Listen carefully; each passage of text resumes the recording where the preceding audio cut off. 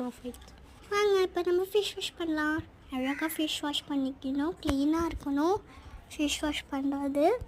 அப்புறமா அதை தொடச்சிக்கணும், அப்புறமா பவுடர் அடிக்கணும். வாங்க நல்லா பவுடர் அடிக்கணும், திட்ட அடிக்கக்கூடாது.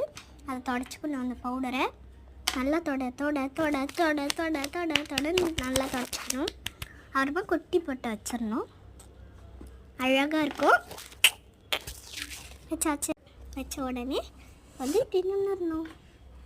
அப்புறமா சந்தனம் யூஸ் பண்ணணும். சந்தனத்தை கொஞ்சமாக எடுத்து அழகாக வச்சிடணும். வச்சாச்சு.